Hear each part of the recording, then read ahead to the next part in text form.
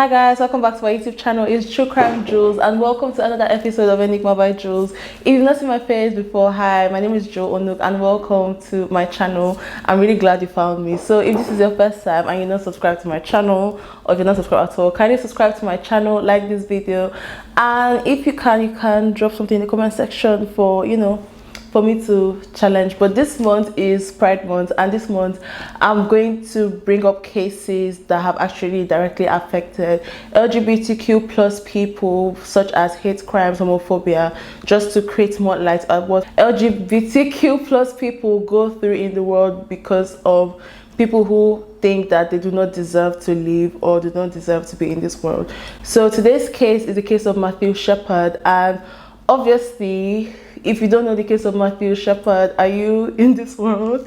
Anyways, his case actually brought so much light to what people actually go through because of their sexuality. So let's talk about homosexuality in the 90s. Even now, we know that homosexuality now is... people are like, oh, I accept it, but like, do people really? People have to pretend or like make like snake comments behind the scenes, but they're just like, I don't want to lose my job, let me just do it. Although now it's more accepting compared to how it was in the 90s. Now it's like more people just pretend. Obviously, there are people that accept it and there are people that do not accept it, but they pretend to accept it. Let's just be honest, like, basically. So, but then like we had things like conversion therapy. People thought it was like a mental disease. People thought that it was that you must not be all right to say, oh, you're gay, like there must be something wrong with you. People are taken to churches, taken to mosques, taken to everywhere to see if they could take the spirit of homosexuality outside their body, whatever. But then in the 90s, like I said, homosexuality was not as accepting as it is today. In 1976, Dennis Sheppard and Judy Sheppard, they gave birth to their son Matthew Sheppard, and shortly after they gave birth to another boy in their family. So the family of four, they were one big little happy family and they loved each other very much. They made sure that their children got everything they actually needed and made sure that they grew up in a healthy and happy family and environment. So this case will focus more on Matthew, their first son.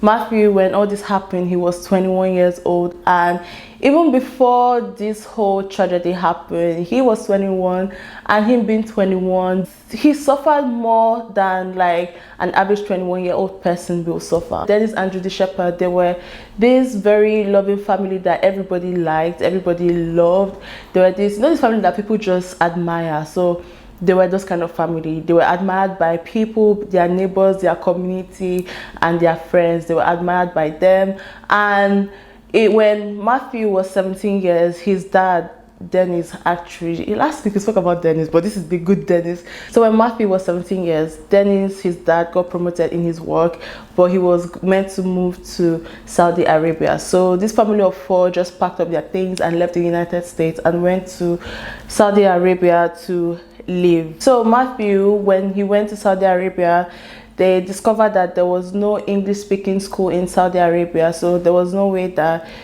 he was going to cope in Saudi Arabia. So his dad sent him to a prestigious American school in Switzerland, him and his brothers. Matthew has always been a very kind person. He even became a peer counselor where people would come to him with their problems, and he would be like a support system to them and make sure that, oh yeah, that they actually felt okay, they felt fine. We'll talk about Matthew's first traumatic event. So like I said, at 21, he had already been through a lot. In 1996, Matthew, him and his friends, they went to Marrakesh. And when we went to Marrakesh, him and his friends, they had fun, they went for a night out, and then they went back home. But Matthew, he was not tired and he decided to go out again. So Matthew went to a coffee shop, and when he went to the coffee shop, he decided to walk back to his hotel. So on his way walking back to his hotel, there were this group of 6 men who approached him. And when they approached him, they mugged him, they assaulted him, they beat him, and then they took turns and they raped him. When they raped him, Matthew went to the police station in Marrakesh and then he reported the incident to them. They did not find any suspects and the case went cold. Matthew, on the other hand, he became withdrawn. He was not the same person he was. He became anxious and he turned to drugs for comfort. And for somebody that was once bubbly, someone that was once positive. He became suicidal because the events that he went through that night kept haunting him every day of his life. So Matthew, he decided to join therapy, and although these therapy sessions were good for him, it did not completely heal him from his mental trauma. So when he was done with college, he decided to move back to the United States, and he enrolled in a university in North Carolina. And when he went there, he decided to study art. So when Matthew was in Switzerland, he was interested in art, he was interested in fashion. So after that, he decided, okay, since I was interested in all these things back when I was in college, let me try this out. Like, let me take it as a real course when I'm in the United States. And when he went to University of Carolina and he enrolled in this, he just discovered that this is not me, this is not what I want. So he withdrew from school and he moved to Wyoming, where he attended a community college. Matthew, he met a friend in college who changed his perspective about LGBTQ, about being gay. So when Matthew was in Switzerland, he knew that yes, he was gay. It was a confirmed thing that he was gay. But then in the 90s, like I said, it was not accepted as it is now. So he was terrified to tell anybody. But then when he met his friend, he just knew that, yeah, he just saw a different perspective to what he had known back in Switzerland. So his friend encouraged him to tell his parents, and he told his mom. His mom was like that, yeah, she always knew that he was gay. His mom quickly accepted him. And then when he told his dad was a little bit hesitant at first, because you know, every parent's dream is for their children to marry the opposite sex and have children for them.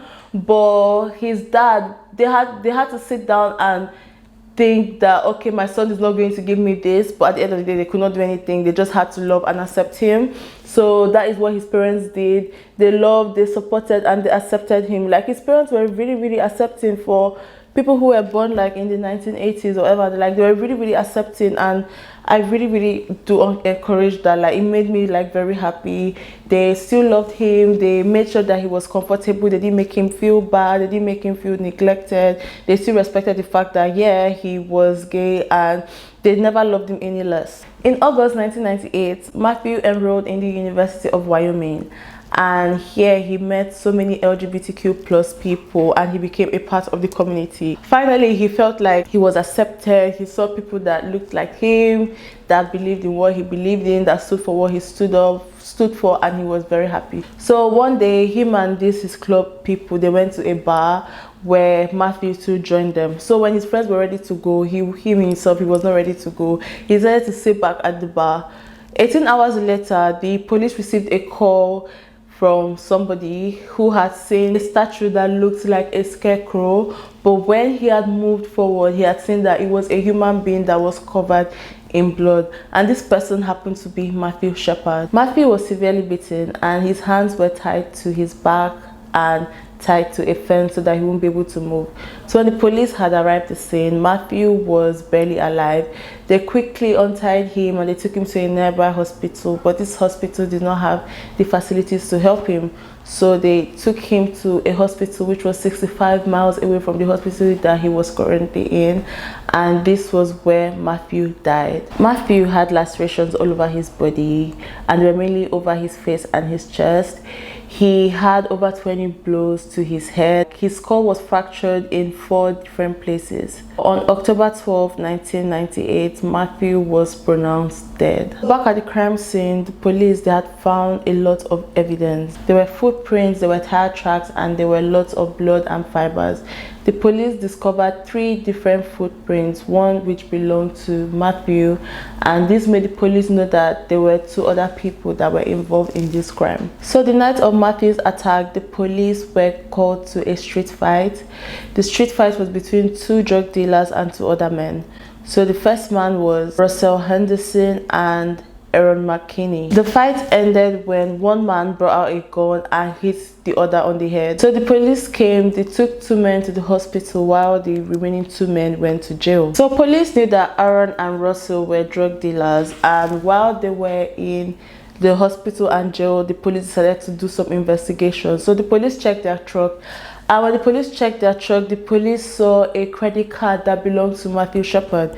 So one thing I love about this case is the fact that this case did not even take the police long enough to like find the suspects and find the perpetrators.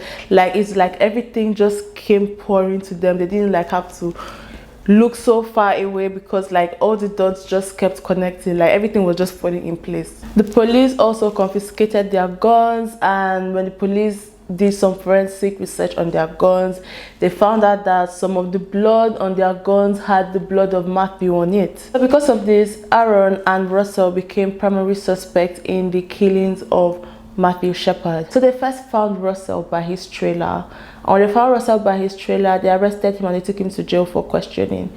So when they took him to jail for questioning, some police decided to go to his girlfriend and ask his girlfriend some questions. So his girlfriend told them that that he was at home all through and they were together watching TV. And the police knew that she was lying because they had caught them in a fight around the time she said that they were watching TV together. So the police arrested her too because she was lying to them. Aaron was arrested a few days later because he was in the hospital after the fight. And coincidentally enough, the hospital that he was in was the same hospital that Matthew Sheppard was in. So basically, like they were like in the same ward. While Matthew was in a coma, he was there fighting for his life. And when Matthew lost he obviously gained his own life. And they were just like a few beds away from each other. When he was well enough, the police went in and they arrested him. So police then went to speak to Aaron's girlfriend, and when they went to speak to Aaron's girlfriend, unlike Russell's girlfriend, Aaron's girlfriend told them a lot. She said that Aaron was not in the house at the time, around that time, and that by 1 a.m. that she had heard some noises outside, and she was confused because Aaron was not in the bed in the house around that time. And when she had gone, she had seen Aaron come in through the kitchen window and he was covered in blood. So she said that Aaron had said that, was rambling about how him and Russell got into a fight and had killed somebody. And she said at that time she didn't believe him because he was drunk and she just thought that he was just saying rubbish. But like, how would you think he was saying rubbish? He was basically covered in blood. But she was like that she did not believe him because she just thought that because he took drugs and he drank a lot, he was just saying rubbish.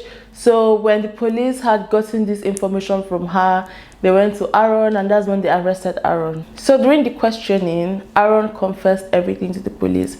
So he told the police that him and his friend Russell, that after work that night, they decided to go to the bar. And when they went to the bar that they were in was the same bar that Matthew and his friends were in. And when they saw that his friends had left and Matthew was alone, that's when him and Russell decided to come up with a plan. Aaron and Russell, they decided to act as if they were gay just so that they would lure Matthew to follow them, and then they will rob Matthew, which is very disgusting. And funny enough, like this actually even happens till now. Like people just stay and just like pretend that they are part of like a particular sexuality just to like maybe rape them, make them feel uncomfortable, kidnap them, which it's just very disgusting. And unfortunately, like even though this was like back in 1998, like it's still not changed now. It's literally the same thing that is happening till now, which is so disgusting. And it's so, I don't know, it's just a cry for help, to be honest. So the three men, they decided to leave the bar and they got into Russell's truck. Russell, he was the one that was driving, and he drove into the country while Aaron and Matthew, they were at the back. And when they drove into this country lane, that is when Aaron told Matthew that they are not gay and they were going to rob Matthew. Aaron also stated that while they were in the car, that Matthew had sexually assaulted him, which is just so sad because Matthew is not alive to, you know, defend himself. And the fact that he said that Matthew sexually assaulted him, unfortunately, this just became a very huge topic, like a very huge topic in his defense, that the assault, he said that Matthew placed his hand on his laps. And to be honest, I don't want to downplay what anybody has been through sexually, but I just find it hard to believe, but to each their own. Aaron said that Matthew had sexually assaulted him, and like I said, this was a huge part of their defense. And their girlfriends, they got arrested by the police because obviously they knew this happened, the other one, Aaron's girlfriend, saw her boyfriend coming in blood and she didn't alert the police, so they got arrested. And when they got arrested for obstruction to justice. Police knew that Russell was not the one who killed Matthew. They also knew that Russell held Matthew down while Aaron beat Matthew to a pulp. So Russell was given a plea deal where he would be spared the death sentence if he spoke against his friend Aaron, which he did. But at the end of the day, they gave him 2 life consecutive sentences, which he's never ever getting out of jail. Russell's girlfriend was tried, and obviously from the start she lied, and she was given a year in prison. Aaron's girlfriend was also tried and she was given misdemeanor, but her sentence is currently unknown. On Matthew 12, 1999, Aaron's trial began, and when Aaron's trial began, his defense, they were basically saying that Aaron killed Matthew because Matthew sexually assaulted him. But at the end of the day, he was still found guilty and he was given 2 consecutive life sentences, which was the same as Russell. So there was literally nothing different about it. Matthew was buried, and he was buried by an openly gay priest. So now let's talk about Matthew's legacy. Since her son's murder, Matthew's mom, she has been an outspoken advocacy for the LGBTQ plus community. She's really fought so hard to make sure that people who are part of the LGBTQ plus community don't suffer the same way that her son had actually suffered and died. So she's been an avid, active advocate for gay people. In 2009, Barack Obama, he signed the Matthew Shepard Act into law. This law expands the definition of hate crimes to sexuality and gender. So now what McKinney and Henderson had done, if they had done it now, it would be seen as a hate crime.